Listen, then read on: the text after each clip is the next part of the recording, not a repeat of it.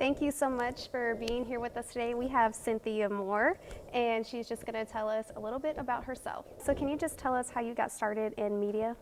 I fell in love with television when I was in high school, and I actually had gone on a tour of one of the TV stations in my hometown. And when they were showing me the studio and the control room, I just thought it was the neatest thing I'd ever seen. All the buttons to push and all the different equipment to operate, and I just really fell in love with it. And at that point, I decided I was going to try to see if I could get an internship to learn more about it, which I did. And the station owner, it was privately owned, in fact, it still is privately owned, agreed to let me come after school while I was in high school. And I couldn't operate any of the equipment because of insurance issues. And I was under 18, so they couldn't insure me with the station. But I could watch, I could listen, I could learn. So my junior and senior year in high school, I actually spent going after school and watching them do commercials and live newscasts and interviews, and just fell in love with the whole process of production. So what college did you go to? Did you attend? Well, I had actually planned on going to a college that specialized in journalism in Monroe, Louisiana, which I grew up in Shreveport. Wow. So can you just tell me about being the camera person? Did the guys like you? How did it all work out? In actuality, I guess about 5 or 6 weeks later, we were hanging lights for a newscast, and one of my coworkers was up on the ladder hanging the lights, and I was holding the ladder. And he said, you know, I have something to admit to you.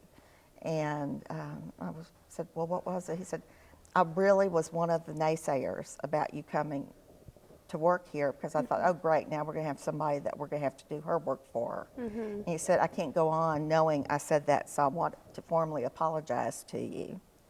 And tell you, you know, I'm sorry that I ever said that, because it's not true at all. Yeah. You know, I really like working with you. When I rolled the ladder away from him and said, how dare you ever think that about me? So he was just hanging from the grid up there.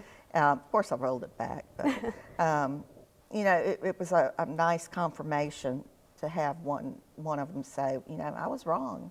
You know, you can do everything that we can do. Exactly. And so I've taken that with me through my whole career.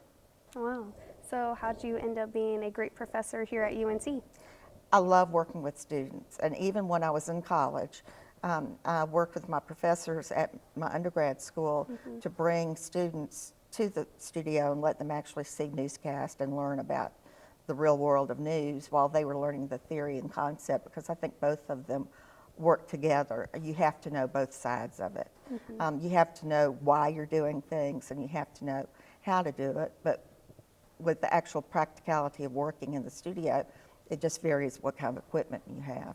So even back then, I started working with students to try to teach them what the real world of television is like. And that's why I love University of North Texas, because all the professors here have an active role in television, and they're still doing it every day, because the industry changes constantly. And if you're not active in it constantly, you're behind time. So I think it's really important for students to learn from people that are still in the industry. Exactly. So can you just tell me about how you adapted to everywhere? Like television, you have to move everywhere and get, you know, accustomed to everything. So how was that for you to have to pick up? I love change. You know? I love bringing order to chaos, which is why I think I was a great director of live television.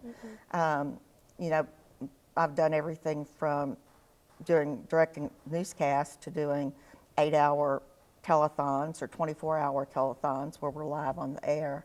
And I like just taking that and coordinating it and see like total chaos come into being something that is a smooth, seamless production on television.